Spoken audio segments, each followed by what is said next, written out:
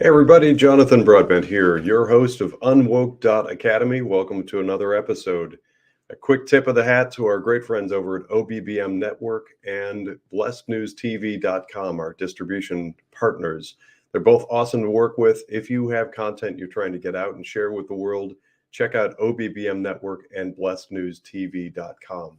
Awesome. They've been super helpful, especially for a finance guy like me. I work in finance. What do I know about videos and those sorts of things? But they've been hugely helpful.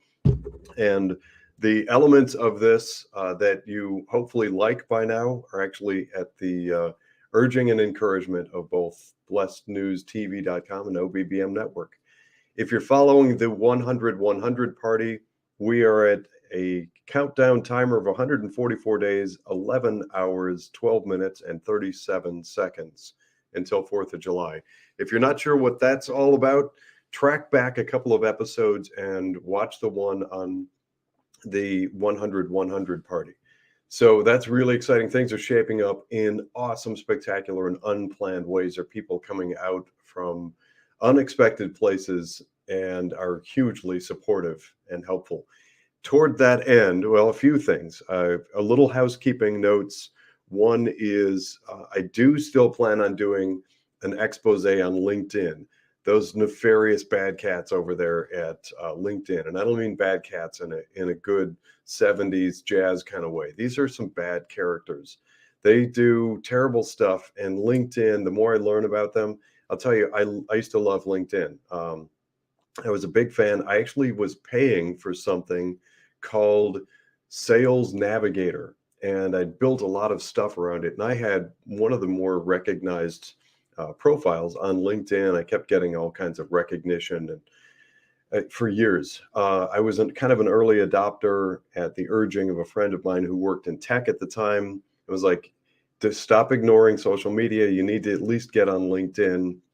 So I started early and built a lot of business around it. And then with COVID and my willingness to talk about the health implications of all these mandates and the COVID stuff, because my wife is a heart failure patient, I ended up getting canceled.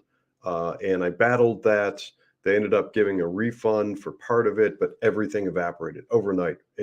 My entire business model was built around LinkedIn network and that Salesforce Navigator thing. So I had people working. It was just crazy badness. But since then, I've learned even more. So stay tuned on that. They are on my radar. I do want to highlight just the horribleness of LinkedIn. But that's not what I'm working on right now. The big focus right now is on this 100-100 party. And as I said, we've got 144 days left. Things are shaping up nicely. Still a lot of work to be done before the 4th of July so that we can have a big party, celebrate, and breathe easy. Toward that end, I've got some notes up. I pulled a couple of extracts on private membership associations to talk a little bit more about those, what they are, how they fit in, and the reason for them, and encouragement for other people working in finance. So just to sort of put a little bow around this and set it up appropriately, I work in finance, and historically, especially if you watch like Hollywood movies and everything, everybody that works in finance, there's very little collaboration or cooperation. And to a great extent in the world of finance, that's sort of true, except in my area of finance where I've developed a career and reputation where I'm known. That's called ERISA. You don't need to remember that. If you work, however, in law, if you're legal practice, accounting, human resources, business administration, payroll, all those kinds of things, you probably know ERISA. So in the world of finance, I'm known as an ERISA subject matter expert. And the big catchphrase in my world is ERISA is a team sport. My whole career, I've been collaborating with lots of other people. So that leads to my philosophy and my thought process around what I'm building with private membership associations. Not only do I have, I guess it's kind of an unusual mindset when it comes to finance, and that is finding other people in finance to kind of team up and collaborate and work together, or encourage them to do their own things separately or whatever. A lot of people who work in finance, I think, unfortunately, the initial thought process is what's in it for me. So the PMA thing is not a what's in it for me thing. It is a how do we fix a really fundamentally broken system thing. And I'm going to back up just briefly and highlight something I've talked about several times in prior podcasts, and that is weaponized regulators. It's an exhausting subject matter, but worth exploring and worth understanding, because my belief is if you're faced with an enemy or an adversary, pay attention to where they're looking. Pay attention to what's important to them, because it tells you what they're after. So, over the past 23 months now, actually, I think we're on month 23, my company has been under attack. I have been the subject of an intense 23-month examination. I have to air quote that because an examination typically, especially a company my size, there's not that much to it. I'm not a big Wall Street type of firm, although I interact with a lot of different Wall Street firms. I always have, etc. So there are a lot of sort of interactions. But as far as the size of my company, it's really small and typically takes a day and a half or maybe 3 days, or might be a week if there's a little bit of question and follow up and they want some additional documentation or answers. But this has been 23 months and wave after wave after wave of just grueling, exhausting, deep dive fishing around, going back 10 years into stuff.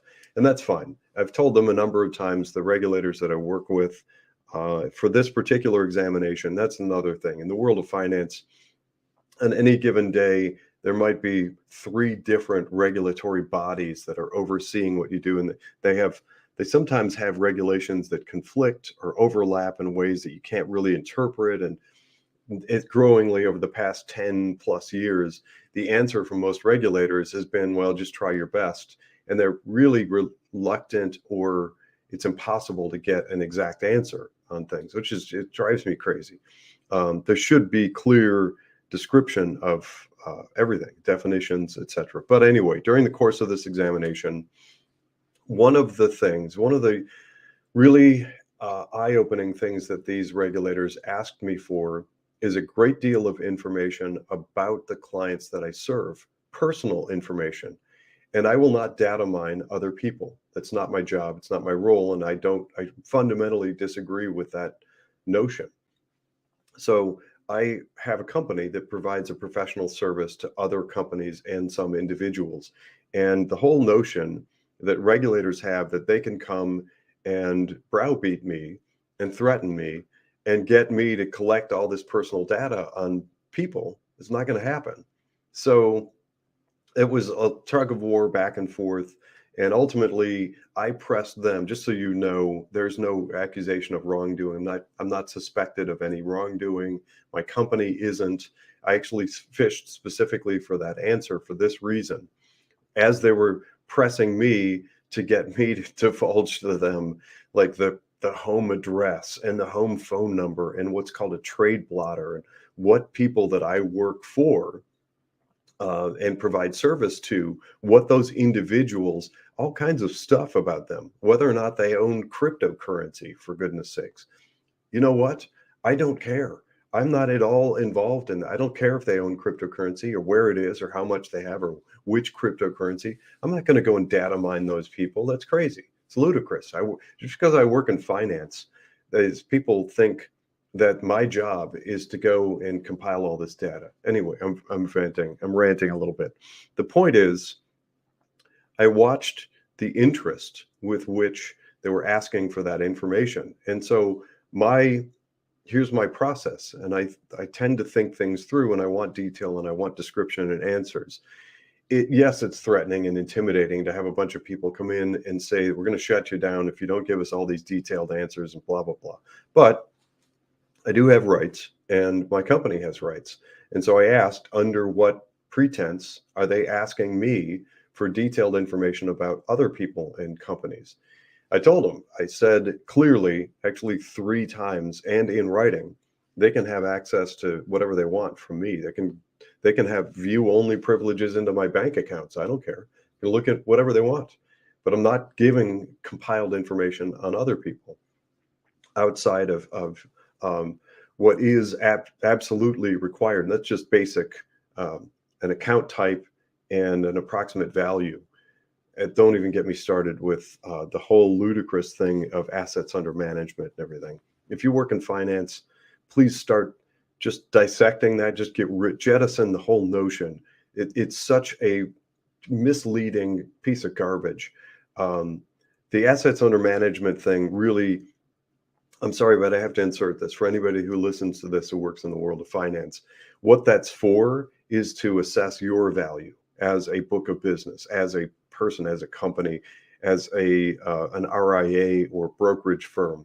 They're figuring out, people buy and sell those, and they can figure out pretty close to accurately what the value of that is. So when they offer to buy your book of business, or when they offer those upfront bonuses that are indentured servitude to financial advisors to move from one Wall Street type of firm to a virtually identical other Wall Street type of firm, they know how much more profit they're likely to squeeze out of that book of business and how many millions of dollars or whatever.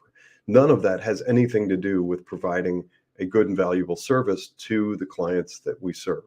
So to me, years ago, I just jettisoned the whole notion of like, ooh, how many assets under management do I have? Am I 100 million or more? And is it 500 million? Do I hit that illustrious B? Do I have $1 billion in assets under management? The reason that you're led down that path is to disrupt and damage your business and your clients. I can, if you want more detail, if you work in finance, or even if you're just curious, you want more details on that, I'm happy to answer those questions. But here's the thing, as those regulators were hitting me with a series of questions about the individuals that I'm serving in that personal detail, I pushed back and asked, under what pretense do you believe that you're authorized to ask me that? And lo and behold, they came back with some body of law that dictates how they behave and what they're allowed to ask for. Well, here's the thing. I need glasses to read, but I can actually read and I can absorb information, and I'm pretty good at that. So I actually opened up that legal code, and the very first paragraph, it starts off, if the subject of the examination, that's me and my company and anybody that works for me, if the subject is suspected of wrongdoing, if there is consideration of harm or wrongdoing, then under those circumstances, regulators can dig deeper, they can dive into more exhaustive request for information than is customary. And customary is actually kind of clearly defined. They went well beyond customary. And so, having read that, I went back and asked the question, am I or my company or anybody associated with me, are we suspected of any wrongdoing? And I have in writing and clear answer, absolutely not. This is just a normal examination. So at that moment, I went back again and answered them. Then you've negated your own point. You have a line of code of regulation that says that you're permitted to do a deep dive and ask for more detail. It doesn't actually say that they're permitted to ask for specifics about individuals and their home address and all that stuff. But at least it might be conceivable that maybe they could ask for that if there was suspicion of wrongdoing. And they have to disclose that. And they said no. So I said, no, I'm not giving you. So anyway, we're sort of stuck still in that place. And they threatened, they came back and said, well, if you don't, we're just going to close you down. And last year, they actually were successful in closing my business for a brief period of time. It took a lot of money and time and aggravation and stress, but I managed to fight my way back into business. But I digress. The point is, to me, it's crystal clear what they are after. The intention is to data mine, to gather as much information as possible, especially financial information about individuals. So let's put together a few pieces. We know that in certain parts of the world, and there's suspicion it might be trickling into the US just a little bit, there's debanking happening. That means that people that don't fall in line with a certain modality and belief system that I consider to be just basically communism, people that don't fall in line with that, they're actually having their accounts frozen and their assets taken away and all those sorts of things. Now let's combine that with the amount of data mining that's taking place, even starting as young as K through 12. K through 12 education and the data mining, the questionnaires and all those sorts of things. I happen to know a lot about that. And so the clear intention, and then, well, actually, let's factor in the intended development of social credit system, social credit score, centralized banking digital currency, which ties to credit score, and the existing known use of corporate equity index. I know I'm throwing out a lot of terms. I'm going to just quickly, briefly define that. But what that looks like is corporations are subject to a corporate equity index, especially the globalist mega international firms. And if their score on the corporate equity index, which is just a bunch of malarkey, fictitious manipulation on the part of a few ultra wealthy billionaire entities and families, if they don't please the overlords with all the money, then their terms go bad. They get bad terms for cash and those kinds of things. It's all horrible. On the personal level, there's an intention of building that in and applying it to individuals. So hopefully that's a quick enough summation. But when you put all this together, one of the key components is having data on the behaviors of individuals, not just social media, but financial data. So when I look at the big mega financial firms, those Wall Street firms, by the way, the Wall Street firms are no longer Wall Street firms like we think of. They have effectively, overwhelmingly turned their back against Western values, the United States, even Europe. And they have sort of morphed in this incestuous ball of horribleness. The overlap and commonality and common ownership and just collaborating on murky stuff is horrible. But the amount of data that flows through there on individuals should horrify anybody sane. And we tie that all together. The upshot is we need to be fighting back against all this stuff, knowing where they're headed and seeing the actions and requests of those examiners who've come in, the regulators who've been attacking my company for almost 2 years. We've been back and forth. And plus, it's just such a grueling time suck. And I'm going to add to that the fact that here's a weird, important point. I don't want to miss the opportunity to insert this. Those regulatory agencies are funded primarily by the mega globalist firms because they need a lot of money to hire in these mediocre staff. And mediocre, I think in many cases, is being generous. I think these are people that have failed in many other aspects in life and don't know anywhere else to go. So it's this quasi-governmental agency. So the big Wall Street types of firms are the ones that are paying all of the massive subscriptions dues, and they're funding them. And then they also have these armies of lawyers. So they kind of insulate themselves, and then they work with legislators in DC to pass legislation in the world of finance that really kind of exclusively benefits them. And not kind of, it really does. So with this murky, terrible world where really effectively the only people and firms that the regulators seem to go after with any real interest is the small guy. And they will nitpick and find just the smallest minutia. But then you get the Bernie Madoff types who are like just moving around billions of dollars and And like there's stuff that happens at these Wall Street firms. Like there was one years ago where they were reporting all these fictitious shipping barges and everything. They didn't even exist or something weird like that. But that stuff just happens kind of in broad daylight, and regulators will ignore like the billions and trillions of dollars of marketplace. And then every once in a while they'll find some firm like mine and they'll say, look, for 4 years he filled out form such and such, but he didn't check the last box on page 3, which is a violation of code such and such. It's just nonsense. It didn't. Those types of things that will fish for those and then blow them up and make them appear like they're sane and reasonable. But anyway, I want to get into private membership associations and talk about the importance and what they represent. They are, here's a quick summary from one of the sources. I'll put these in the show notes. The U.S. Constitution grants American citizens the right to freedom of association.